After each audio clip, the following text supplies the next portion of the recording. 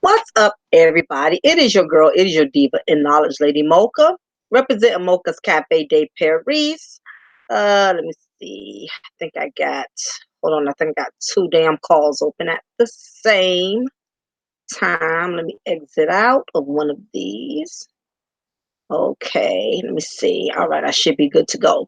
What's up, everybody? It is your girl, your diva in knowledge, Lady Mocha, representing Mocha's Cafe de Paris, where you know I'm always going to serve you wisdom, knowledge, and spiritual awareness. What's good, everybody? I'm glad that you're able to make it into the chat.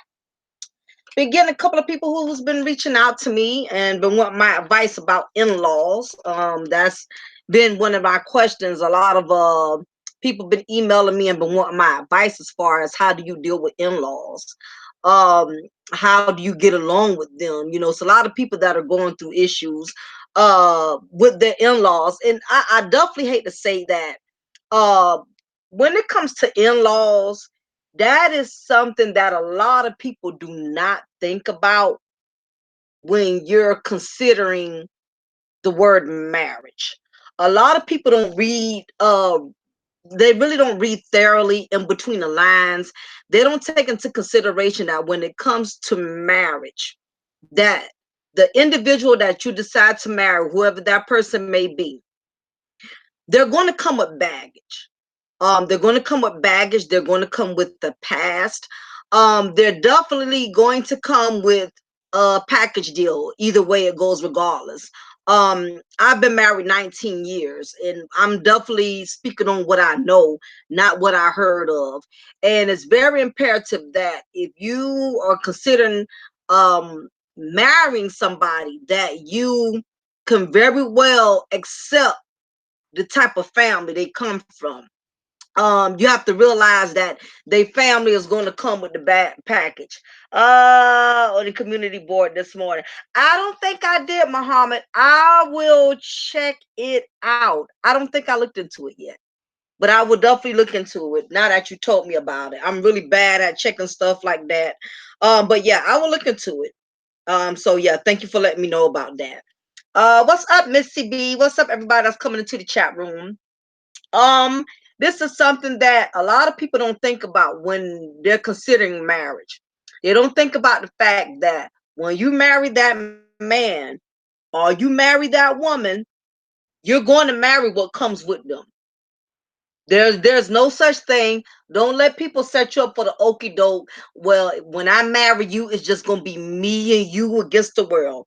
It's just gonna be me and you. It's not gonna be anybody else. It's just gonna be the both of us. No, it doesn't work that way. When you marry everything that belongs to them. You marry their children, you marry their parents, you marry their family. That comes with the territory.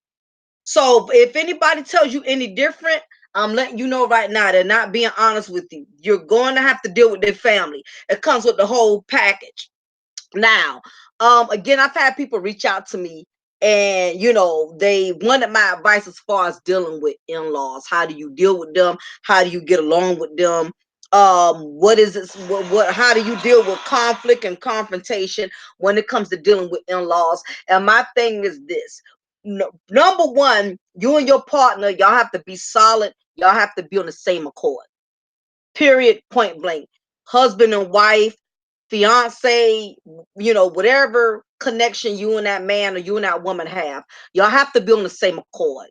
You have to be on the same accord, because if you're not on the same accord, outsiders are going to notice the division y'all have, and they're going to work on that. Because you have to realize there's a lot of miserable people in this world.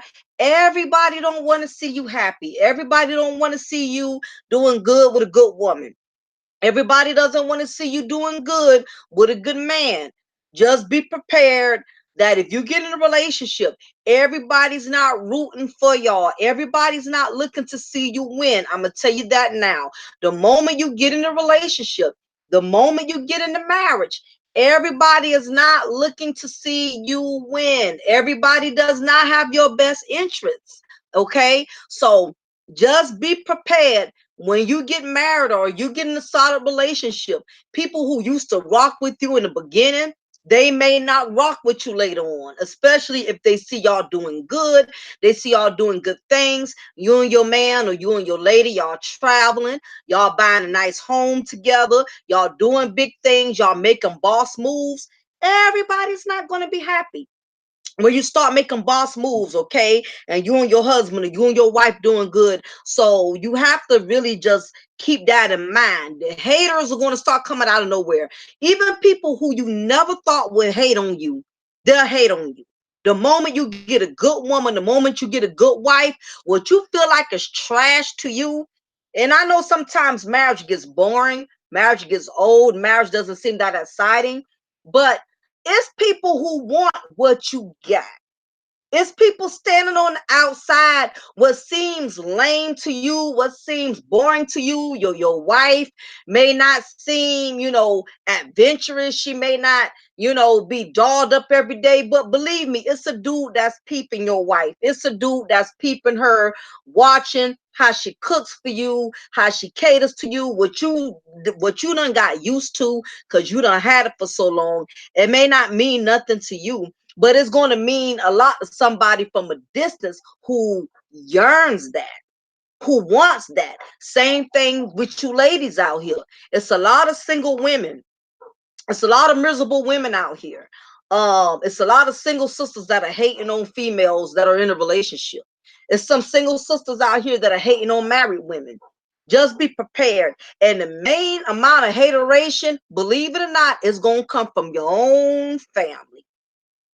Guarantee you. The most amount of hate or jealousy or enviousness you're going to get is going to come from your own family. And when I say from your own family, not just your family, your man family, your wife family, you're going to get hate coming from your own family. So the reason I'm doing this content is to break down the elements and to prepare people for how to deal with in-laws when you have conflict, you have confrontations. How do you allow outsiders to not intervene in your union so your marriage, your relationship could continue to grow? So I'm going to break down some of the elements for people out there who's going through issues with their in-laws. You don't get along with your husband family. You don't get along with your wife family. They don't like you. You don't like them. Every cookout seems awkward. Every family reunion seems kind of awkward. You don't really feel welcomed into the family. You feel you sense a lot of shade. You've been hearing a lot of gossiping, negative things about you, and make it so bad, especially you ain't even did nothing. Your in-laws just don't like you. And there's several reasons why your in-laws may not like you. And I'm going to explain all of those reasons. And then I'm going to also give you solutions when it comes to dealing with these type of situations. What the first thing is, you have to realize it depends on what type of role your wife or your husband had before you came along. Like for instance, if your husband, and I know a lot of women go through this, if your husband always or your wife always have contributed and did everything for the family, Now that they are married to you, now that they are with you, they no longer, the family no longer has access to them. That's going to make in-laws not like you immediately. I'm gonna tell you that now. If your wife or your husband or your girlfriend or your boyfriend or whatever, if they have always been the ones that they family can depend upon, the moment that you get in the picture and you change the dynamics, in other words, they can no longer, now they can't call your husband whenever their husband wants something, whenever they can't call your husband whenever they want something, they can't call your wife, they call your wife and need something. Now your wife can't always be there and contribute. See, things like that, that's gonna rub in-laws the wrong way. For instance, if you are a wife and your husband has always taken care of his mama, he has always taken care of his siblings. Now you as a wife or fiance, now you in the picture. You realize how much he does for his family. You realize how much his family is using him, taking advantage of him. And you as a wife, or you as his girlfriend, you have every right to voice your opinion and say, you know what, I ain't trying to be funny, but I feel like your mama, I feel like your daddy, I feel like your sister, your brother, whoever it is you feel like is using your spouse. I don't care if they're as family. You got every right to speak on it and nip it in the bud, because you have to realize sometimes before you came along in the picture, your spouse has always done everything for their parents. What's up, Kiki baby? What's up, everybody who's chiming in the chat room?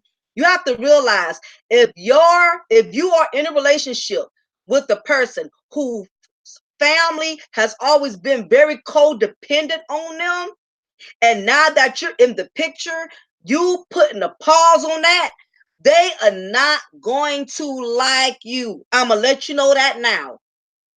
If you are a husband, or you in a relationship with a woman who that has always taken care of her brother who was in jail, that's always taking care of her mama, who's always taking care of her daddy, and you're seeing that her doing for them is affecting her and it's affecting your household, and you decide as her husband to say, you know what, I know that's your mama, I know that's your daddy, but you're married, we got our own bills, we have our own problems.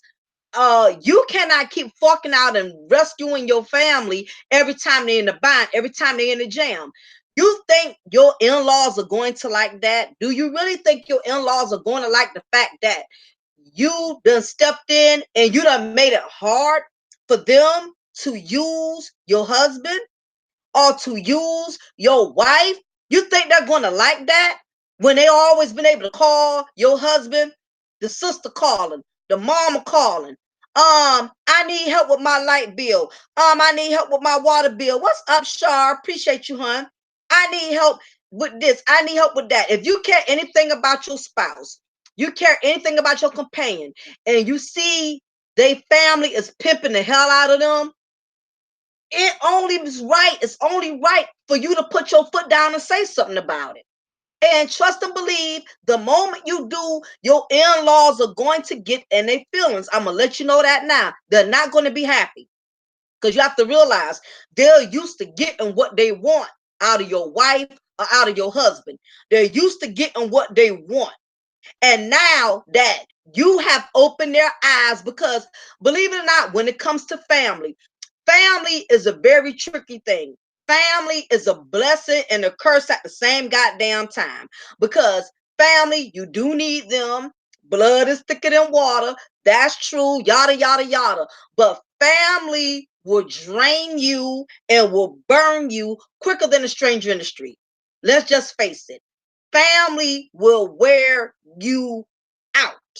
If you spread yourself too thin, your family will drain you. They will take you for everything you have. And if it's not your family, you may be in a relationship when you see your spouse, your man, your woman, your wife, your husband, every time you turn around, you see them going into their bank account, paying for their mama light bill, paying for their daddy car insurance. And it's not, trust them, I understand family sometimes, we all get in the bind. I've had to go to my dad. Me and my husband, we had to go to my dad or go to my mom. I get it. Every once in a while we fall short. But you have some people in the family that just ain't gonna get their ish together. It don't matter. Kiki says, when you apply pressure and start setting boundaries, it causes more drama. Absolutely, Kiki. This is where your in-laws become your enemies. As long as you sit there and shut your mouth and you let them continue to keep pimping your husband, pimping your wife, and you don't say a word, then guess what? They're going to continue to do just that. They're going to hit your wife up, hit your husband up every chance they get. So this is one element you have to realize when it comes to in-laws not liking you.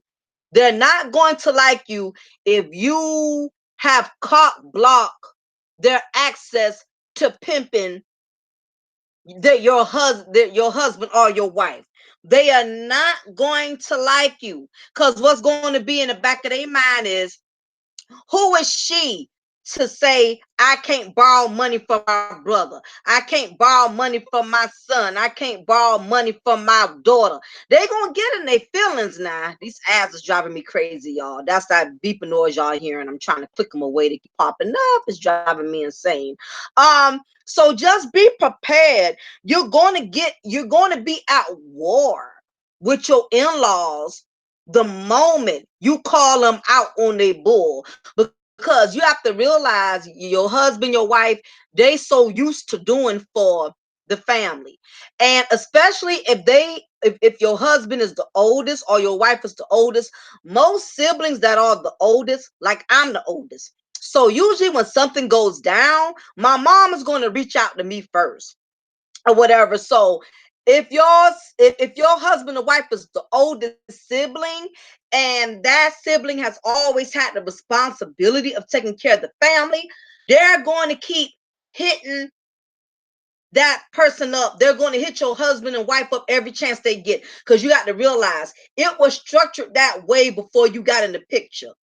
If your husband or your wife, your fiance, whoever, has always done for the family, and the moment you come in the picture and you shut it down, like, no more freebies. No more looking out. We got our own bills. We got our own car notes. We got our own light bill. We got our own mortgage. We ain't got no more kicking out money to mama, daddy, sister, brother, lock up in jail, or that sister who on her ninth child keep having goddamn kids and know she can't afford to take care of the one she got, and she hitting him up. And sometimes your companion, they may feel the pressure of their family burning them out, but they're so used to doing for their family. And you as a companion, that's where you have to study your wife or your husband's behavior and see that they're getting burnt out and see that the family is draining them. And that's when you have to step in and intervene and pull your husband or pull your wife aside and say, no, that's enough. Don't pay your mama light bill again this month. Don't pay your daddy light bill again this month. I'm telling you, the moment you put your foot down, your in-laws gonna get in their goddamn feelings because they're used to having a damn way. And so be it. That's just the way it is. Well, once you move out your folks' house and you have a relationship, you're not obligated to taking care of nothing else outside of that household. You're not obligated to it. Whatever you want to do, you're not obligated to it. That's only if you want to. And this is another thing. Don't give so much to your family to where it's causing your household to suffer. I've seen some men and women who try so hard to be there for their families that they don't mind jeopardizing their household. You can't go in your bank account constantly withdrawing money, paying for mama bill and daddy bill, but your house is suffering. Your house is struggling. You have your own priorities. You can't give them your last, not when your light bill is on the line, not when your mortgage is on the line. You have your own family. So you cannot allow family to make you feel guilty because you have a wife you got to take care of. You got a husband you got to take care of. You got children you got to take care of. You do not have time to take care of anybody else outside of that household. You want to lend them some gas money. You want to fix them or pay the food, take them out for lunch or something like that. But all that overly extending yourself, you paying for light bill, you paying for water bill, that's 600, 700, mortgage 600, 700. And make it so bad. These are usually the same family members that never have their stuff together. What's up, CC Rose? These are the same family members. It's always the ones who never have their stuff together that stay in the bind. It's the same excuse time after time. Oh, my check ain't come. Oh, my check was short. You have to realize, when you're in a relationship, ladies and gentlemen, you don't have time to be paying for your mama and your daddy bills. And you can't keep bailing that sibling of yours that keep going to jail. You can't keep helping that sister out of yours that get pregnant every goddamn year. You can't keep buying her diapers and all that and stuff for her. You can't do it. What's up, Jeremy? Good to see you. Glad you was able to make it in. I know I'm doing this video on the impulse, y'all. Just decided to do it because I had a lot of people asking me about in-laws. How do you deal with in-laws? How do you deal with your wife family, your husband family? How do you deal with your girlfriend family? Even if y'all not married, how do you deal with your companion family? Because some of these families, they get out of pocket. Now, this is the next thing I want to stress. Another thing that you have to pay attention to when you get into these type of relationships, when you get in a solid relationship, pay attention to the structure of that family. Pay attention to it. If you see the family is kind of pathetic, if you see the family is pathetic and dysfunctional, keep in mind you could be marrying. Once you marry, you do realize you're going to become a part of that family. Do you or do you not realize that? If that family is dysfunctional, whether they country bumpkins, whether they city slickers, keep in mind that that's what you're going to marry into. No, it's not, Jeremy. I totally agree. Keep in mind that's what you're signing up for. If you really want to know what kind of family you're going to marry into, I suggest you go to a cookout, go to a family reunion, go to a family event. You will see clearly what type of family you're going to marry into. If you and this person decide to get serious, you've been with this man for a long time, you've been with this woman for a long time, and you want to get serious, y'all feel like the relationship can grow and blossom, you better do your research. Go to a family reunion, go to a cookout. Look, that'll be your best indication as to what type of family you're going to marry into. Because at cookouts, that's when people are their real selves, especially when they get their drink on. No, don't go to no church event, because everybody on their best behavior in church. So if you want to really know what type of family you're going to be married into, go to a setting where people have to be their real self. Don't go to church or nothing, because people gonna be phony in church. Everybody praise the Lord, hallelujah, glory be to God. No, you have to go to go to like a cookout where people get their drink on, and when people really show you the true selves, where they really show you who they are. That way you meet that mama, you meet their daddy. If you see that daddy is off the chain, you see kind of abusive, I mean, you can learn a lot about the man or the woman you dealing with based on the kind of family they come from. So it's very important, if you really want to get to know your spouse family, go to a cookout or family reunion, something like that, and just observe. Get your eat on, get your drink on, but don't get so drunk to where you're not doing your research. Observe and pay attention to the family. Are they a laid back kind of family, cool, calm, collective, like to have a good time? Or is it the kind of family, as soon as somebody gets drunk, they cussing each other out, they throwing dishes at each other? You know what I mean? You have to really be around your lady or your man's family so you can kind of see where they come from, so like I said, because your family structure has a lot to do with what type of in-laws you're going to deal with. You're talking about a ghetto ratchet family. Yeah, that's what I'm saying, Jeremy. It's so many. Everybody's family is not structured the same. You got your ghetto ass family, as Jeremy just stated, where they getting a drink on, they throwing dishes, they cussing each other out, they playing um um the Migos and all this music that got a bunch of profanity and curse words, or they may be the kind of family where all they play is the Mississippi Mass Choir and Kirk Franklin. I mean, they're highly religious. Or you just have another family where, like my family is laid back and cool, calm, and collective. We not wild, but we ain't so rigid and religious to where you're going to feel uncomfortable. My family is very laid back. You know what I'm saying? So you got to observe the structure of your man or woman's family before you get serious with them. CC Rose says, I'm not married, but I found quick that my boyfriend is messy, especially if they know my boyfriend's. I guess you mean your boyfriend's family. My boyfriend's family is messy, especially if they know your business. So keep it light with them and don't tell them much. Oh, absolutely, CC Rose. Absolutely.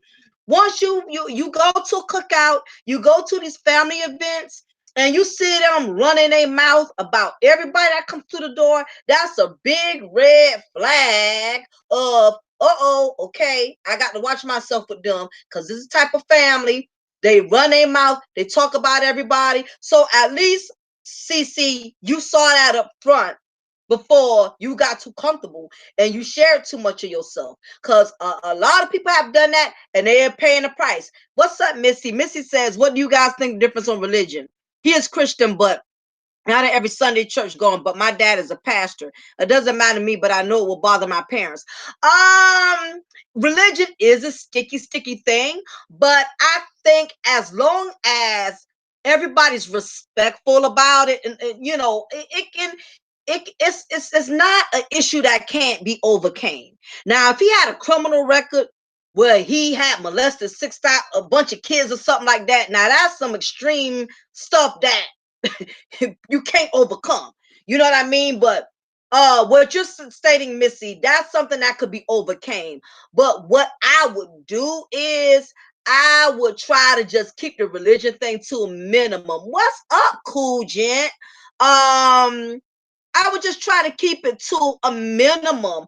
I would try to if your man is Christian, but he's not an every Sunday type of Christian religious person, and your dad is a pastor to the extreme, well, how I would lighten that is I would try to have them come together during casual events, like a nice dinner, something simple where you don't have to put on such a religious type of front, when you know what I mean. I would just try to keep it less is best. I would do a little simple dinner, a little simple cookout, something like that, where they could just be acquainted with each other and try to stray away from the religious talks. Like, don't let my parents know. I don't think that's anything to tell, Missy. I don't think that's anything to tell. Because the good thing is he is Christian. I think it would have been harder if your husband was antichrist.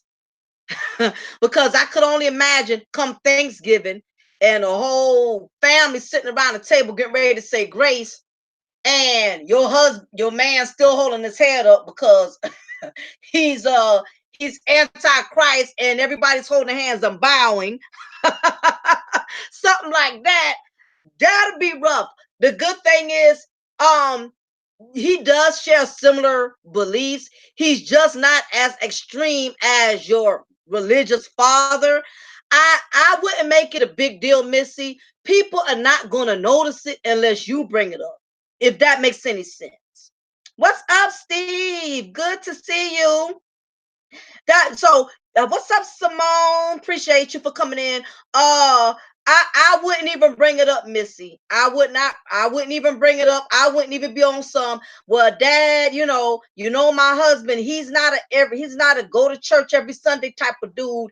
Nah, my thing is, I wouldn't even mention it because he does go to church. He just doesn't go every Sunday. So I would just keep it cool, calm, and collective. I wouldn't say nothing about it. People notice things more when you bring it to their attention. What's up, Uncle Records? I see you made it in. Good to see you. Yeah, other than that, I wouldn't say anything about it. But yeah, talking about these in-laws today, y'all. It's a lot of people that are miserable with their in-laws, and I'm trying to break down the elements, the things you need to look for, the things you need to pay attention to. When it comes to getting involved in these relationships, you have to pay attention to these in-laws, because I'm telling you, some of y'all are going to meet a man. You may meet some of you ladies, you may meet a man one day that you really love, or you probably with a man you really love. Same thing with you men. You might run into a woman you really love, or you probably with a woman who you really love, but they come from a dysfunctional ass family. Let's face it, everybody you meet ain't gonna look like they come from a dysfunctional ass family. Yeah, Missy. Yeah, no problem, hon. My less is best. I wouldn't say nothing about it. Because the moment you say something about it, somebody gonna make it a big deal. Some things are just better off left unsaid. That's how I feel about that, or whatever. So don't even add that type of stress. It's not necessary. Um, yeah, talking about these in-laws, like I mentioned to everybody before, for those of you who are just chiming in, the first thing I suggested is when you get in a serious or real relationship with somebody, you need to go to a family event, go to a cookout, go to a family reunion. You need to see the structure of that family. Does all the men in his family get drunk and rude and disrespectful? You go to the family reunion, men. If you notice all of the women in the family are just like hoochies, that's a true indication of what type of family your woman has came from. Ruckus says dysfunction as Robert Freeman, those two nappy-headed boys. Ain't that the truth? You not only married to the chick, you married to the whole family. That's what I tell people. We have to get past these Walt Disney fables. What's up, Adam? I appreciate you for coming in. Thank you. Thank you for the compliment. We have to get away from the Walt Disneyland.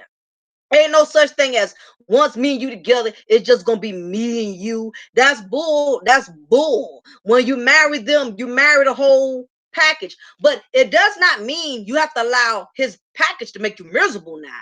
There's ways where you can enjoy your relationship without allowing your in-laws or outsiders to make you miserable. Now, Adam says women should be teaching their sons not to get married, period.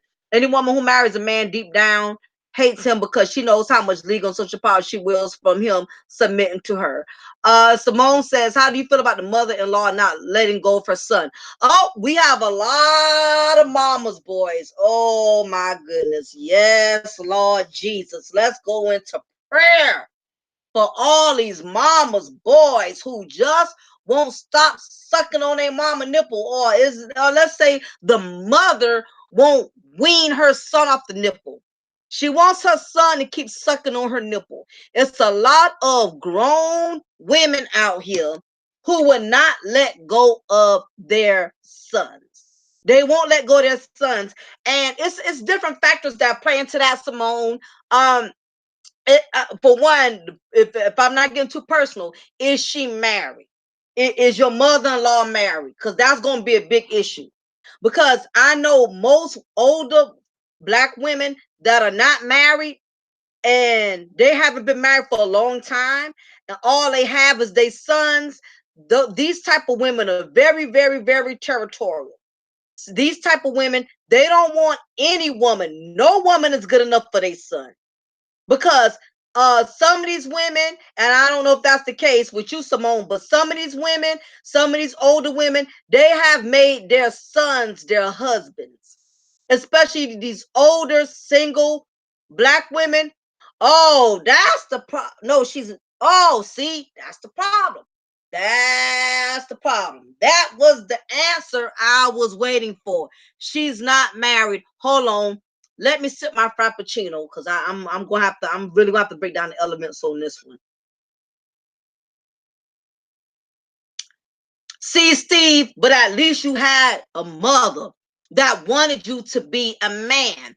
She didn't want you to keep sucking on her nipple. She cut you from the umbilical cord. So big ups to Steve Austin's mother, Miss Austin. Thank you, ma'am, for not for weaning your son off of the nipple and cutting the umbilical cord so he could become somebody's husband. Thank you, Miss Austin. We appreciate you. I should send her a Chick-fil-A gift card. Big ups to all of my black women out there who want your sons to move out your house so they could become somebody else's husband instead of you keeping them so they could be your husband because you ain't got a husband of your own. So I appreciate that. Good. Big ups to Miss Austin. We need more women like her. Jeremy, single black man, lead man, prison, not. And you know what? A lot of people don't like that statement, Jeremy, but it's a very true statement. It's a very, very true statement. Like I said, I have two master's degrees in criminal justice. And one of the things that I have learned, I just got my second master's a month ago or whatever, but anyway.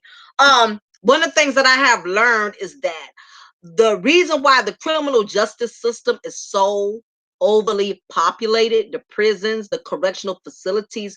What's up, Keenan? Oh, Frito, what's up? Glad to see you as always. Appreciate your presence.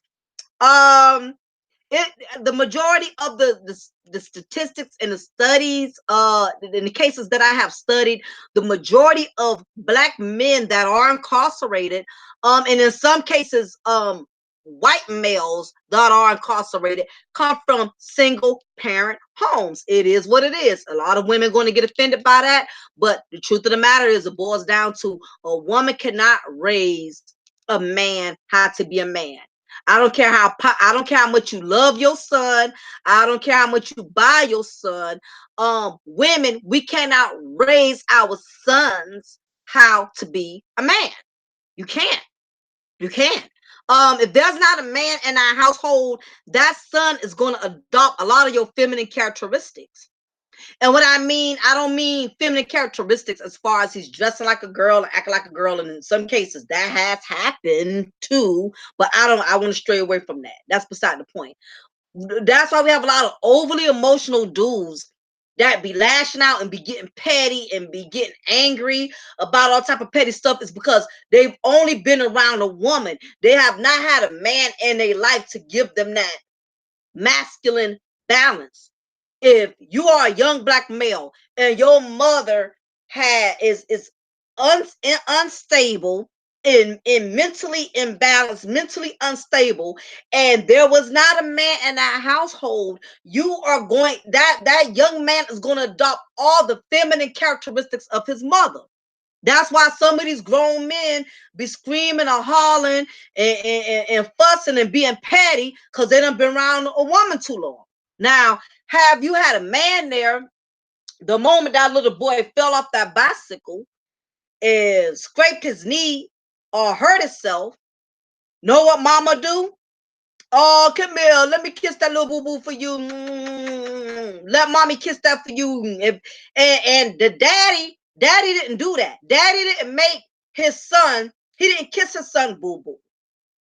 What the daddy did was, he said, boy, get up off that ground. Keep on riding that bicycle. Why you crying like a little boy? Why you crying like a little sissy? Get your behind up from off that ground and finish riding that bike. But if there was not a man in that household telling him that, guess what happens? He becomes a full-grown man, still looking for another grown woman to kiss his damn boo-boos. Why? Because his mama always been doing it. It is what it is. It's important. These children need both their mama and both their father.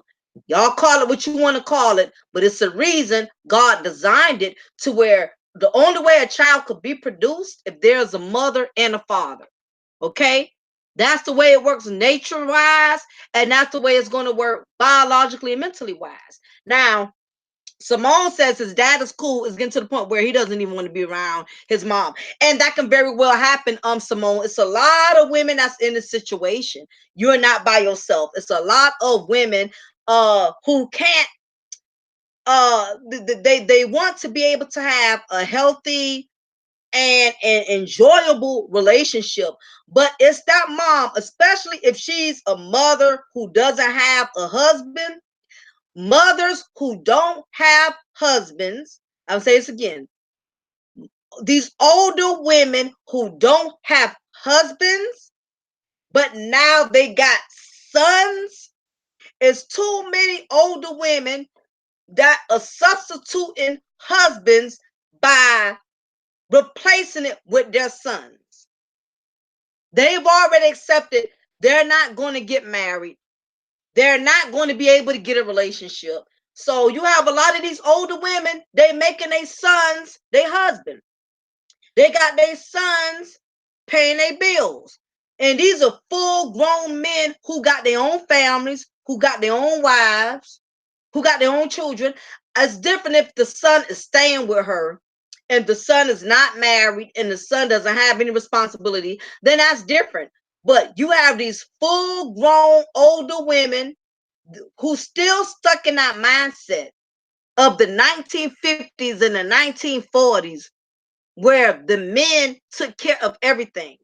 So if she's never been married, or let's say she was married but the husband deceased and the son had to fill in his father's shoes and be there for the mom, and she had gotten complacent and used to that, um she's not going to easily adjust and accept the fact that her son has a family of his own. She especially Simone, those women back in the 50s and 60s, they stuck in their ways.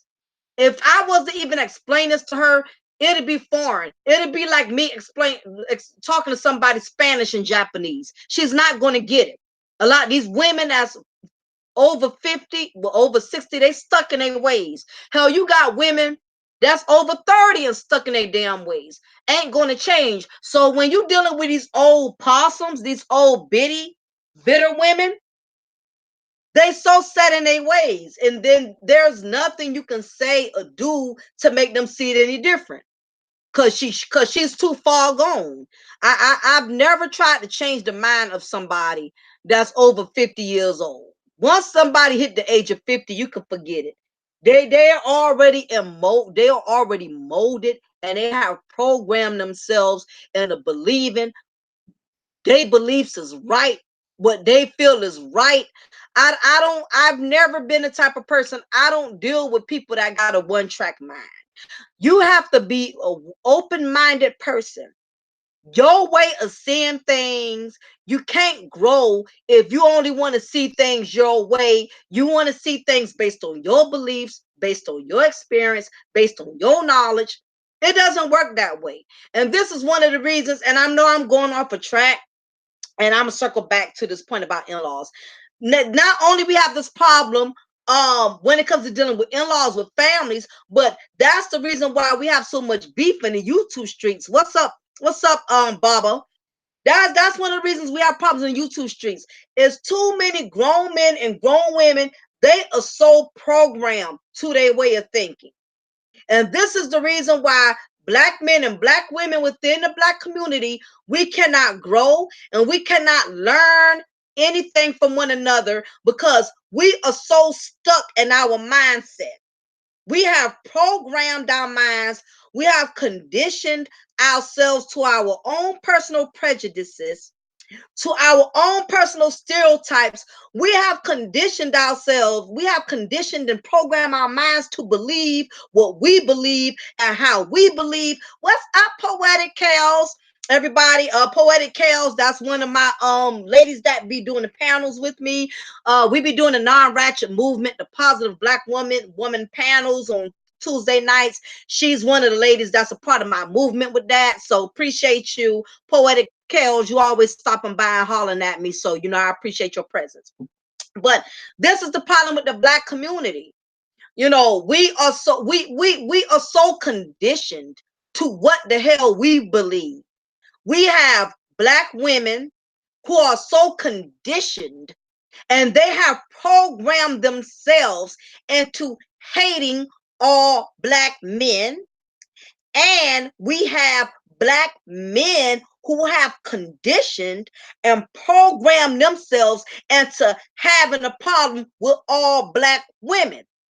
And this is the reason why, as the Black community, we cannot grow, because it's too many Black men and Black women. We are too busy pointing fingers. We have been playing the game blame in these YouTube streets forever. And the sad part is, we're going to continue to keep doing it.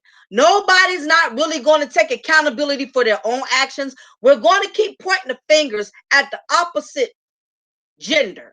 It's going to always be that way.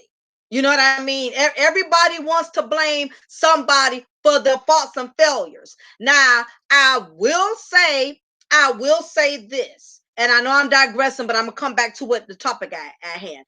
I will say this: there are more men who I notice who will take accountability before a woman will do it. I will be honest. I will put that out there. I've heard some men say, I messed up my life messing with the wrong type of females, blah, blah, blah. Now, I rarely hear too many women that's going to keep it 100 and say, I messed up my life picking up all these no good dudes. If anything, she's going to make herself look good and say, you know what? Every man I meet, they all got problems. Very rarely is she going to say, I'm my own problem. It's not too many that's going to go there. What's up, Rep? Good to see you. I appreciate your presence as always. It's going to always be that thin line, and I will start off by saying that there are more men who will take accountability before a woman does. Okay. However, but I also got to say this: it's that small percentage of these men who are willing to take a chance and keep messing with these women who they know won't take accountability. That's the other problem. Okay. So while we get on these YouTube streets and we want to talk about accountability, the problem is, as much as we want to ridicule these Black women out here, we want to ridicule a lot of these sisters out here. The problem is somebody that's still dealing with these type of women. Because how these women keep getting pregnant, somebody is still dealing with them. No matter how much we preach on the YouTube streets, stay away from these type of women, stay away from these hood women, stay away from me. Somebody is still messing with them. They're still breeding children. They're still getting pregnant. Somebody is still messing with them. So we cannot blame everything on just these Black women, because they're not having these babies by themselves. It's Black men and Black women. Both are not taking accountability. We need to stop trying to make one's faults stand out more than the others. You got Black women who are lacking taking accountability, and you have some Black men who are lacking and not taking accountability. It is both. These hood rats are not breeding baby hood rats by themselves. Somebody is helping them to conceive these children. Somebody in there. So my thing is, we both have to take accountability. Exactly. Who and I take him, and I agree with that, Rep, on any level. I think a Black woman needs to take accountability for her actions. If you know you've been out there screwing every Tom, Dick, and Daryl, own it. Own it. Don't try to sit up here and come up with all kind of excuses about my childhood, this and that, blah. Okay, you're a grown woman now. How long we're going to keep using that? You know, and my thing is, this is the other issue. I've had black men who have asked me from other panels why black women won't take accountability, why we won't own our mistakes. I've heard men say we own our mistakes, why y'all won't do it. And my thing is this: what people have to realize, when it comes to decisions, there's a reason for everything. Now, notice I didn't say good reason. I said there's a reason. Okay. And what I noticed is that some of these panels, when a black woman tries to explain or reiterate on her reasons for why some black women do what they do, she's automatically ridiculed the moment she tries to explain or give an explanation. And my thing is, it's not always an excuse, because I hear it all the time that when a black woman tries to explain give an opinion, especially if a topic related to other black women, she's automatically making up an excuse. Everything is a reason for everything. It's a reason for why it rains. It's a reason for why um uh you know we just it's a reason for everything. It's a reason for why you got to look two ways before you cross the street. It's a reason for why the climate is the way that it is. It's a reason for everything. It doesn't necessarily mean there's an excuse. Now, what I'm saying is, the reason does not have to make sense to you. The reason doesn't have to be a good reason to you, but there is still a reason for everything. Now, that's not to say that her reasons make her less accountable for her actions either. Just because a person has a reason for why they did something, it does not make them less accountable. It's just basically stating that this is one of the reasons why I resorted to this type of behavior. For instance, if a woman is out here being promiscuous and have been with all kind of dudes, this is just an example. This is just a scenario. And she was molested at the age of 3, 4, or 5 years old. And her innocence has been tampered with during her childhood. And because she never got any spiritual healing, she hasn't gotten any counseling or therapy, and she's been dealing with these issues on her own, and she's never gotten any help for it. It could very well have been one of the factors as to why she participates in promiscuous behavior. However, that does not mean she can keep using, well, I've been molested as a child as a passcode collect 200 to keep being promiscuous. If that makes any sense to anybody in here. That's what I'm saying. So when it comes to a woman explaining the factors as to why certain black women do what they do, before you write her off and say you're just trying to make an excuse, you're just trying to condone why black women do what they do. It's not about condoning, but there is a reason for everything. There is.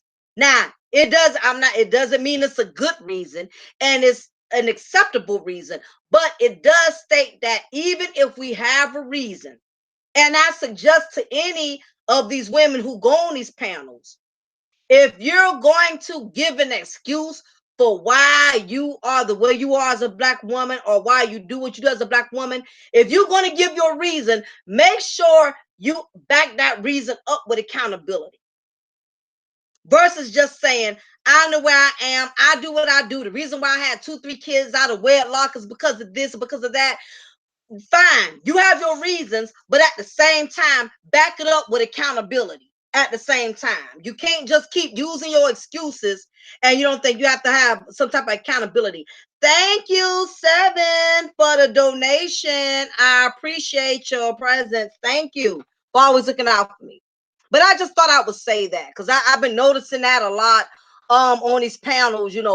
Some of these sisters will go into these guys' panels, and when you have a panel full of men that are coming in on you hard and they asking you questions, it's like that's why I don't hardly do any of these live panels. I don't hardly go in these man cave live panels because it's almost like being on trial.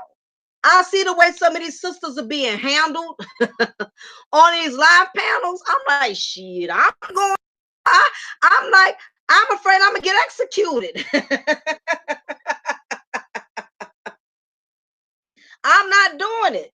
I am not doing it. I'm serious. Sometimes I see some hot topics, and I be wanting to come in and I be wanting to share my opinions, because y'all know, Mocha, I'm a cool chick. I try not to give these guys a hard time. I try to be a lady, but I'm like, shit, I'm not going on none of these dudes panels. I've seen some of them send me invites. I'm like, hell to the nah. I'm not going on your panel. It's like being on trial, like for murder. So, did you do this? What is your reason for doing this? So, that's like a kitten going into a tiger's den. As much as I would love to, I'm like, I see some of these panels, some of these guys, they brutal, and I can respect that. I mean, that's what they do. That's how they operate in a channel. That's not, I have to respect however these men handle their channels, however they handle their panels, however they orchestrate it. I don't have no right to go to another dude's panel and say, I don't like how you talk to black women. I don't like how you interrogate black women. I've seen some panels where it's like watching 48 hours. I see these dudes going in on these women. So where were you in 2012 when this nigga knocked you up? It's like watching 48 hours. I see some of these sisters on these panels and I be cringing for them. Like, sis, girl, just exit the building. I be wanting to tell these women when I see them on the panel trying to go toe to toe with 5, 6, 7 dudes, I be wanting to tell them, sis, abort the mission, abort the mission, abort the goddamn mission. I'm not, no. I don't do it. You have to, as women, we have to know our lane. Every your opinion don't always have to be heard. As much as nice as it is, certain guys' panels I can go to. I can go to Seven. I can go to Wake the Hell Up panel. I can cut up all damn day, and he's not gonna feel no type of way. I could even disagree with 50% of what Seven says, but I know Seven is not going to kick me off the panel. I know Seven ain't gonna sick 5 other dudes on me like I'm like a bunch of damn pit bulls. I be seeing these women on these panels with all these pit bulls. I'm like, y'all crazy. You ain't gonna catch Mocha there. I'm not going there, no pit bulls and rock rollers. I'm not going near these rock rollers because that's what they are. They come in on you, and no matter what you say, you're not going to win. You're not going to get your point across. You're not going to win. Power to y'all. If y'all want to go on these panels and try to convince these brothers, you want like you on trial for murder, like you on trial, you in an interrogation room being interrogated by an investigator. No, I'm good, Seven. I don't need that kind of attention. I keep my black behind right in the chat room, and I may type little stuff here and there, but I'm not going on a panel because my thing is this. It's not that I actually like talking to men on the panels. I like having conversation with guys. I do. I enjoy it.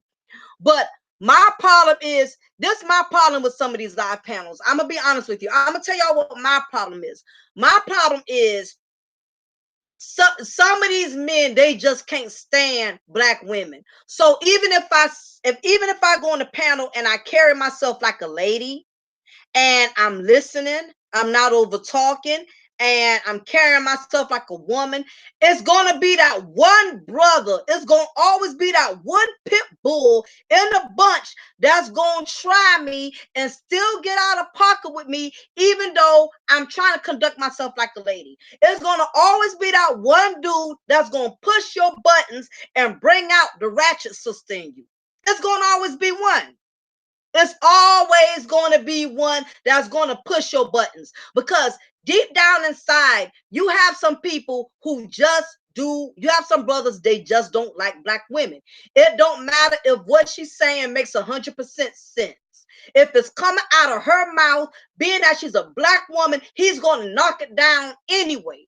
And see, that's one of the reasons why I can't rock on some of these panels, because if you already have a personal prejudice against somebody, even if they're saying something that makes sense, you're going to look for a reason to knock it because of who it comes from. You could be given a good message, you could be given a good testimony, but because you are a black woman, if he does not like black women, he's going to knock it anyway because it's coming from a black woman.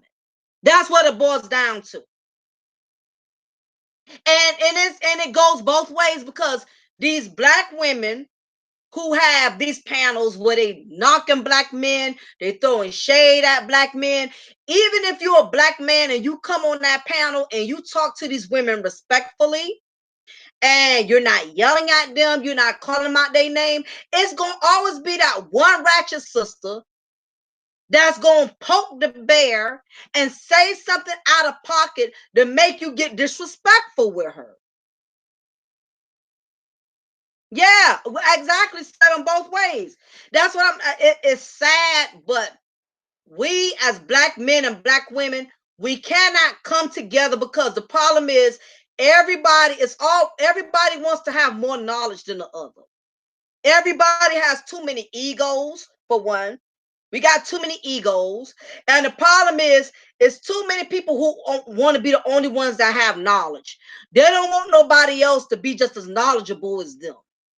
You got some people, they just want to be the only ones who have knowledge. And even if another black woman or another black man can contribute and bring just as much knowledge to the table, they're going to find a way to knock it, because you have some people, they want to have, they just greedy when it comes to knowledge.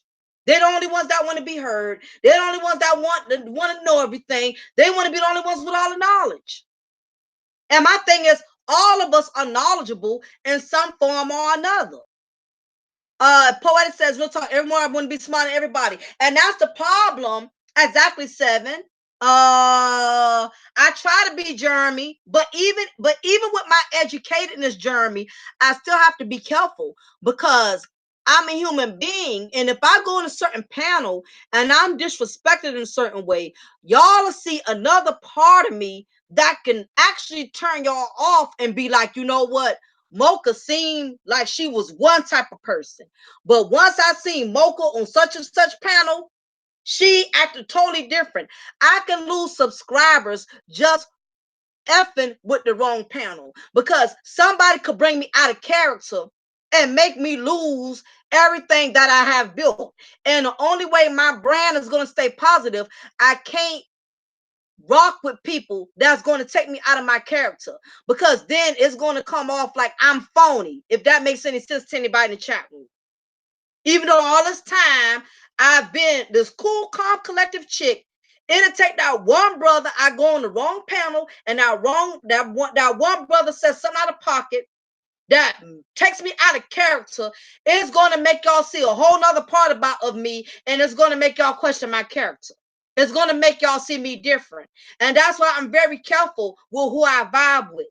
I can't go to everybody's show. I can't go to everybody's panel. I can't bring everybody onto my panel. Everybody does not have good intentions. Because sometimes when people see you've been positive for so long, it makes them curious. The sad part is, if you're a black woman and you've been cool and calm and collective for a long time, somebody out there is going to think something is wrong with you. Somebody going to think something wrong with you. Like, why is she always this cool, calm spirited person? What's up with her? What trick she got up under her sleeve? She too easygoing. She just too chilled. Something up with her. Somebody gonna try to poke the goddamn bear. That's why I don't mess with everybody. I only go to certain guys' panels. I don't rock with everybody. I just can't do it. And talk about your battle. Yeah, it's just, I don't know what it is about us as black men and black women. We just don't have the gift where we could come together and just build not and construct together, put all our knowledge together and build off of that. We don't have that, because you know why? It's too many bitter black women and it's too many scorned black men. It's too many. It's too many scorned and broken black men and black women. We can't do it. We cannot come together because it's too many people that's still in their damn feelings. It's too many people, and it takes you to be. It takes wisdom, knowledge, and understanding to learn how to separate your feelings from sharing your knowledge. And the problem with the YouTube streets is too many black men and black women. They are mixing their content with their own personal prejudices and their own personal hate and their own personal biases. You can't mix knowledge with your own personal prejudices. You can't do that. You can't mix your own personal experiences.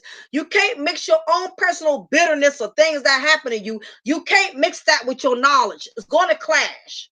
You have to learn to put your personal feelings aside and learn how to just share your knowledge where you can educate black men and black women. That's what we need to be doing. But no, the problem is we got too many goddamn egos. People get on these panels and they get real disrespectful. It makes no sense. And we have not grown. We just, black men and black women, we can't get it together. We can't. We can't get it together. Somebody's going to get out of pocket because it's all somebody. We get on ego tripping, especially when they start getting a lot of subscribers. When people get a lot of subscribers, they really start acting up. It's like somebody who got lucky and hit a scratch off and got $2,000, and he walking around here acting like he got 2 million. Exactly, Jeremy. Hood people get you out of character. The problem in the YouTube streets, we have people that are changing based on their amount of subscribers, based on the amount of the donations. Now they really feel like they could say what they want to say. They can do what they want to do. Now they feel like they could get disrespectful. We have all of that going on. But anyway, I just want to share that little part with y'all. I know I'm way, way, way off key because I'm supposed to be talking about in-laws, marriage under construction. So let me U-turn, let me whip it back around and make my U-turn because we're talking about battling these in-laws. So back to the issue I had. So the last thing that I left off with the battling in-laws is make sure you meet your people's you meet your husband, your companion, whether if it's your girlfriend, your boyfriend, whatever. Make sure you meet the family before you get in deep, because these are the people that are going to be your in-laws. Okay, so you have to be very careful. Now this is another issue. um some people cannot click with their in-laws based on how you got in the family. And to explain it, to make y'all really understand where I'm coming from, if you came in the family as a side chick, your in-laws are not going to accept you. If you came in as a random chick, and because presentation is everything, it's a saying that you never get a second chance to make a good impression. So if you have become a part of somebody's family as a side chick, and the whole family knows about it, or you've been a side piece, They are not going to accept you, especially if they had a bond with the wife, or or the bond with the husband, because you got some side dudes out there. Side dudes don't get as much flack as side chicks now. But what I'm saying is, if your significant other brought you into the family off a shady foundation, they're not going to accept you. You cannot come in the family as a side chick and get in your feelings if his mother doesn't like you, if his father doesn't like you, if his sister, brother, because look at how you got into the family. Exactly, story of the black conservative. I agree, and that's what I was stating earlier. He says, I don't care what my in-laws say or think, I'm the head of my wife and my kids. Absolutely. And that is the way that it should be. And that's why I'm preaching on this, even though I went way to another damn direction. But I circle back around. It's very important that once you have a marriage and a foundation, you cannot worry about outsiders. You can't worry about mama, daddy, sister, brother. A lot of y'all cannot have a successful relationship because you let your family get in the way of what you and your wife and you and your husband are supposed to have together. Now, I was talking to one of the ladies that came in here who asked me a question. I can't remember her name, but she brought up, okay, her name was Simone. And she brought up about, her mother-in-law, you know, is not accepting of her. And I asked her, I said, does that mother-in-law, does she have a husband? She said, no. Matter of fact, the husband is remarried.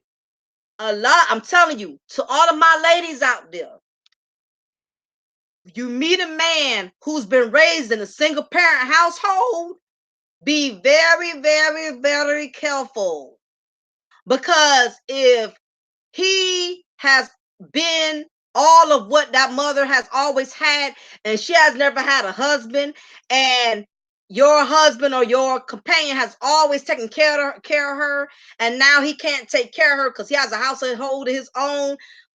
Just be prepared. She's not going to like you because you're taking away her provider. And it shouldn't matter to you, but I'm just telling you, she's not going to like you because you got some of these women, they make their sons their husbands. She will not wean her son off the nipple.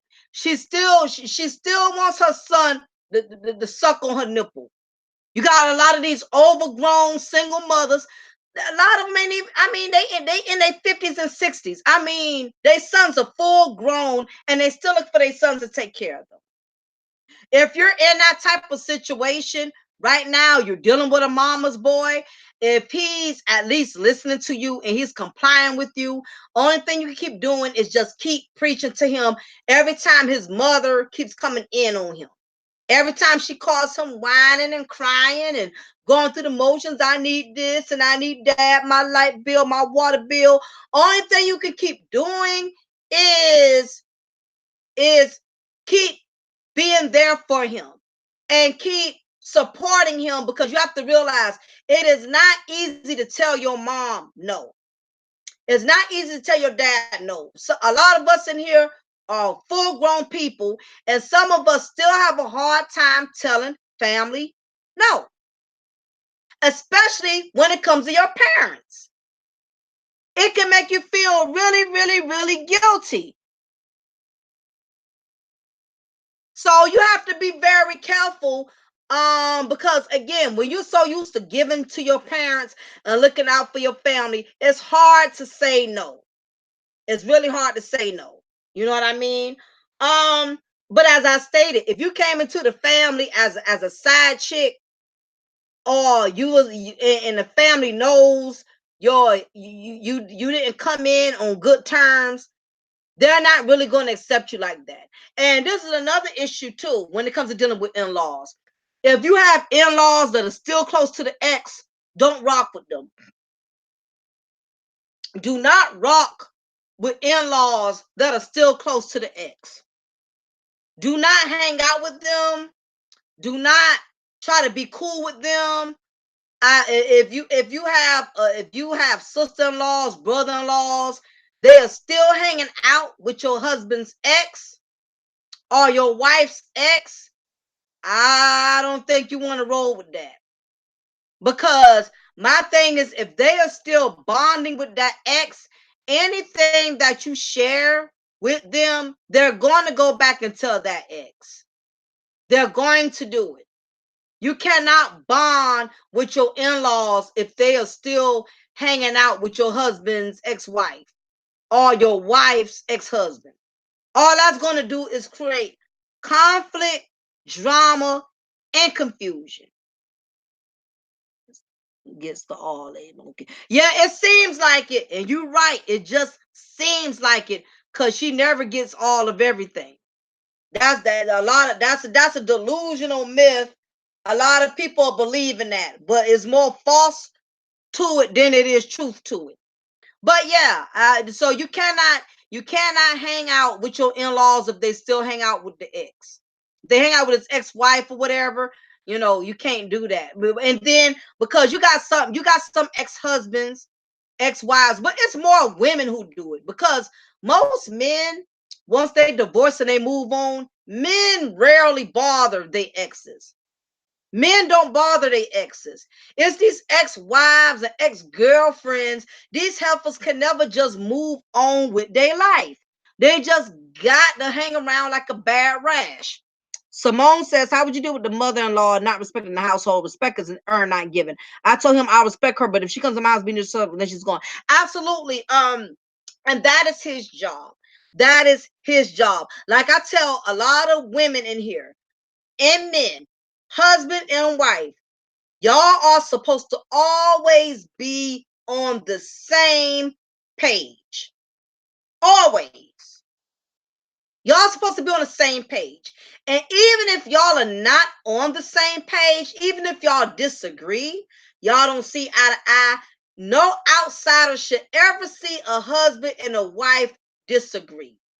No outsiders should never see a husband and a wife disrespect each other, mistreat each other. Whatever y'all go through as a couple, go through it behind closed doors. Do not disgrace each other in front of in-laws, in front of family. Never do that, because once people see a crack in your marriage, once people see a crack in your household, they're going to try to pry it open even more.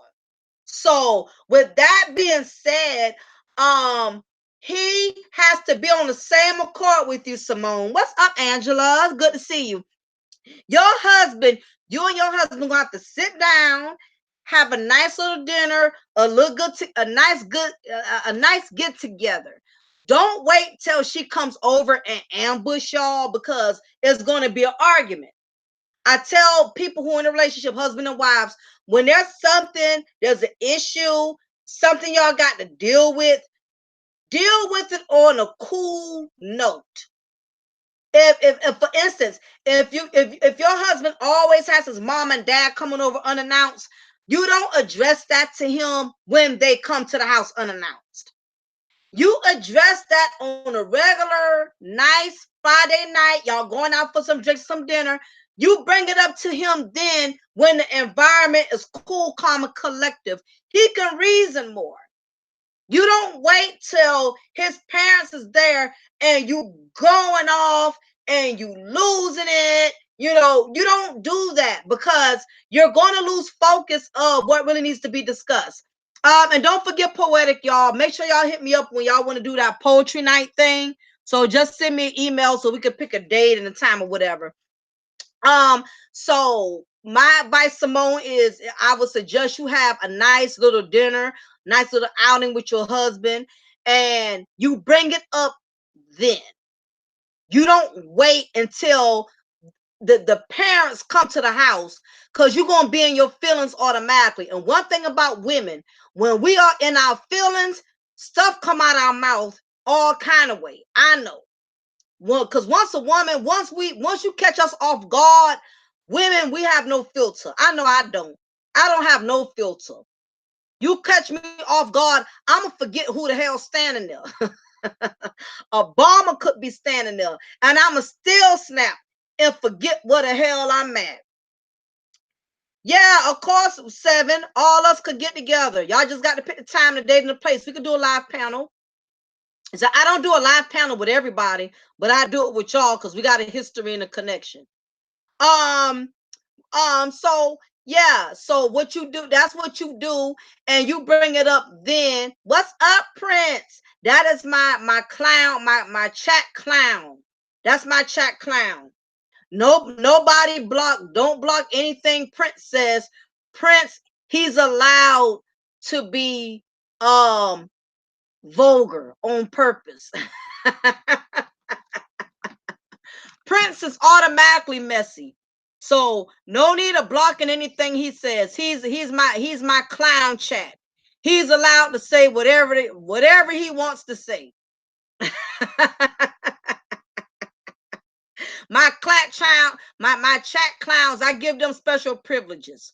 I don't let the moderators mess with them. He's one of a kind.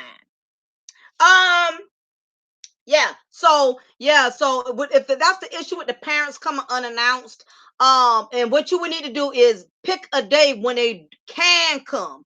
Because if you just be on some, oh, I don't want them coming at all, then it's going to cause a problem. It's going to cause a problem because then he's going to feel like, wow, my mom, my parents can't come, my mother can't come over. Let him choose a day when you can come over. And if she really gets on your nerves, if she's one of those mother-in-laws you don't like being in her presence, let him come over. Tell him to let you could give him a date for him to let her come over when you know you're not going to be there. That's two ways to skin a cat. Because for one, he gets to see his mom. For two, she can't say that you don't accept her because you let her in the house. And three, you ain't got to be there to entertain her. So guess what? That kills three birds in one stone. That's what you do. As I tell people all the time that's in a marriage, sometimes if you can't beat them, you join them. You join them. Sometimes, as women, and as companion, being in a relationship, sometimes we so badly want to be heard that we are not willing to back down. Sometimes it's not always about being right. You have to do whatever is going to bring peace to your marriage and peace to your household. You have to bring peace to your marriage by any means necessary, which means sometimes you have to give in a little. It can't be all about, I don't want them here, I don't want them around. Oh, you welcome to come, but guess what? I'm going to make it my business. I'm going to go to Starbucks and get me a damn cheesecake Danish and a white chocolate mocha frappuccino and watch my clock, give it about an hour. By the time I come back, she should be ready to go. I mean, that's what you have to do. Everything you can't always like buck the system sometimes. So I think as husband and wives, you definitely have to be on the same accord. Because as I mentioned earlier, everybody does not want to see you happy. And it's sad, but even your own family, sometimes your own in-laws will be jealous of you. Don't think because they're your in-laws, they ain't jealous of you. They be jealous of their own son, jealous of their own daughter. People cannot stand to see a couple happy because there's so much negativity when it comes to Black love. Nobody believes in love anymore. So the moment you see a Black couple together and they're fighting to make their marriage work, some people cannot stand that. So just be ready. Story says, how about wives that spill family issues outside the house? I totally agree with that as well.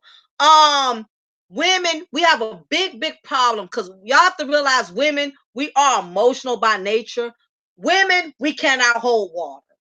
But I guarantee you, when somebody throws your problem back up in your face, you will learn to keep your mouth closed and you will learn to keep your personal business to yourself. I cannot knock the women in here because I have done it myself. Just one moment. Let's put this quick phone call here.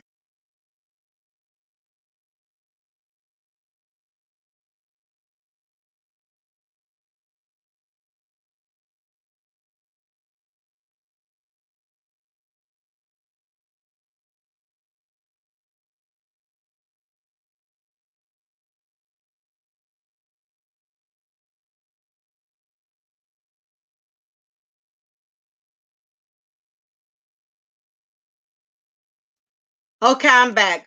Like I can say I'm guilty of that. I've done it. Women sometimes, like I said, women we're very emotional. And because we are very emotional, women, we constantly have to vent. The bad part with that though is when as a woman, when you're so upset and you have to call your girlfriends, you have to call somebody because you're upset. I'm guilty. I could raise my hand. I've done it 1,000 times. You have to realize you take a chance and you bring chaos to your household. You bring chaos to your relationship when you let outsiders know what's going on.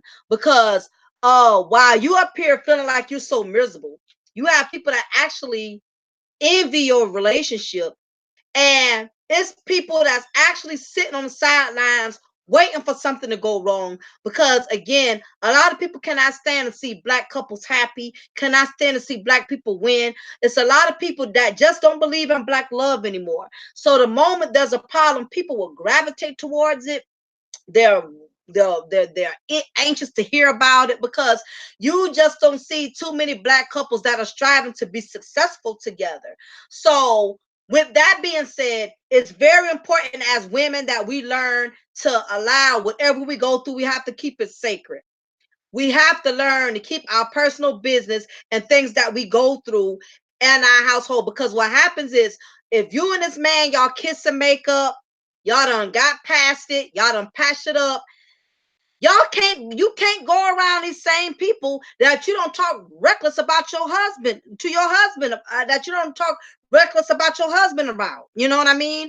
You can't, because you and him are in a better place. It's gonna always be that one person that's still gonna look at his mistake, even though you got past it and he done got past it. It's gonna be somebody that's gonna remind you of it. Oh, she's still with him, and she said he was out the other night drinking and this, and that. Somebody's gonna always freaking remind you of what happened. So if you want to be able to grow and elevate, it is best. Less is best. That's my motto all the time. Less is best. The less you keep people out your business, the more happier you will be. Now, unless you have that one girlfriend, I had one girlfriend who was down by law. No matter what I told that chick, I never heard it come back to me. And even if me and her fell out, it never came back to me. Cause sometimes you do need someone to talk to. Cause I'm not good at bottling up my feelings. I will call my homegirl and be like, girl, let me tell you something. I need to vent. I need to get this off my chest. I'd rather get something off my chest than end up in Rikers Island. Cause I can't hold stuff in. I don't want to bottle up all those emotions. I have to have somebody to talk. It's not what you talk about, but it's who you talk about it to. Okay? Somebody who's not going to be judgmental. Somebody, if they see you and your husband, see you and your man together the next day, they're not going to feel some type of way. They're not going to make you feel bad. You know what I mean? My friend, me and my best friend before she died, we took turns. She told me what was going on in her house. I told her what was going on in my house. And even if she was with her husband the next day, I didn't throw it up in her face. I didn't make her feel bad about it, and vice versa. Because anybody who's been married for a long time knows that relationships are about ups and downs. People are not going to break up over every little spit spat. But you need a real, genuine person who wants to see you win. Because people who don't want to see you win, they look for you to end everything anyway. The moment you come to them and say, girl, this is going on, that's what's going on. They want you to confide in them because they want to give you that extra motivation to leave your relationship. So you have to be very careful. Everybody does not want to see you win. Everybody is not on a cheerleading team. They're not cheering for you. They're not looking for you to win. So you have to have that discernment, because we all need somebody we can talk to. Because I've seen women who try to hold it down and try to act like every damn thing is perfect. And because they had nobody to talk to, guess what? They end up killing the husband or killing themselves. So I don't recommend that you just lock it all down, but just have that one person you know who's going to listen to you and calm you down at a heated moment and say, girl, chill, chill, chill. It's not that serious. Calm your ass down. Don't talk to him right now. Leave it alone. Talk to him tomorrow. I've had it's like the Alcohol Anonymous program when you know you had like a mentor. I forgot what they call them people. If you felt like you was gonna drink again or you was gonna have a drink, you call and be like, I'm here at this bar. Somebody better come and get me. I'm gonna sit this Cavassier. I'm gonna drink this cognac. I've been doing good for 6 months. I done detox, but I'm pissed off and I want to have this drink so bad. I want to drink this amaretto sour. You're going to need your coach to intervene and say, no, girl, get from by that bar, carry your behind home. You've been doing good this far. It's not that serious. A sponsor. Thank you. Thank you, Prince. Yeah, sometimes as women, you need a sponsor. Because there was times I was going to strangle my husband. And I had to call my sponsor, one of my girlfriends, be like, don't do it, Mocha. Don't do it. Don't do it. It's not worth it. Don't do it. And 9 times out of 10, it was over something stupid. I want to strangle him because he ate my doggone cheesecake from the Cheesecake Factory. Cheesecake Factory is 2 hours away in Jacksonville. Do you really, really, really think I can just go to Cheesecake Factory and get another cheesecake after you done ate mine? I want to strangle that joker. Somebody had to calm me down. Our Prince says, my lady, trust me, when I cheated on her with her friend, I recorded to prove I'm not. That damn Prince again. Prince is a mess. Prince is the chat class clown. Yeah, so I mean, you sometimes you need that sponsor, but you have to choose selectively. Choose somebody that's gonna talk sensible. You don't need somebody that's gonna be saying, "Yeah, girl, you need to leave him, girl. You need to go, girl." And as soon as you pack up your stuff and leave, that help for showing up to your house, messing with your husband.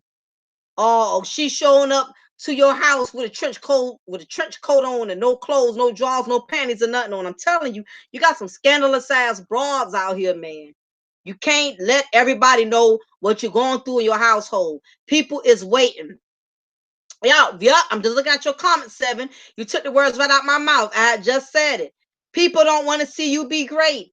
People don't want to see you win. You cannot go around here letting everybody know what you're going through. And the same thing with you men, because some of these guys do it. You got some of these simple dudes who will sit up here and tell other men who are miserable, yeah, she don't do this for me. She don't do that for me. She don't blah, blah, blah. And it's been some cases in which some dudes will try to hit on other dudes' wives and stuff. It goes both ways. They know that woman, it's because men know how to play on our emotions. And if you as a man, you up here telling another dude what your wife ain't doing and ain't doing, that dude is gonna know what buttons to push to get your wife in his possession. You got to be careful. And that's why as a couple, you can't let all kind of people come to your house. I'm very funny. I don't let all kind of women. Matter of fact, I don't never have no female company, to be honest with you. Most of my female friends, y'all, I go meet them somewhere. I meet them at Starbucks. Let's go meet. Let's go. We go meet somewhere. I don't have female friends that come to my house. I don't. And he don't have guy friends that come to my house. We don't do that. We don't do that.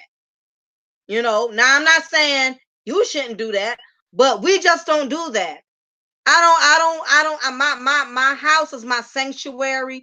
I'm very particular about who I let come over, who I let visit. I'm very particular about that. I'd rather go meet my girlfriend somewhere. Let's go do lunch. We ain't gonna do lunch over here. Because I done been in situations where you and a person fall out. They know where you live at. They circling up and down your street, spying past your house and stuff like that. I won't when I'm done with somebody. I want it to be done and over with. I don't want nobody up in my personal domain like that. You know, you just have to be careful. This is stuff people don't think about. But and same thing, my husband, he don't have male friends over here. I don't. If I've ever seen any of his male friends is when I go to meet him somewhere. If my husband want me to bring him his wallet, he loves something. That's the only way I may run into his guy friends. Other than that, I really don't know his male friends. I don't know them because they don't be over here like that. And you best believe if one of them show up over here, I'ma say something to him about it. So and so stopped by today. Oh, he did? Well, he didn't tell me he was over there. He didn't tell me because people be trying to be slick. People be trying you. People will try you just to see how far you gonna go. I'm telling you, you got some demonic spirits out here who's trying to intrude. And exactly poetic. You can't let everybody know about your accomplishments either. You can't let everybody know, oh, me and my wife just bought a new house. Me and my husband just bought a new car. Man, please. You got some miserable souls out here.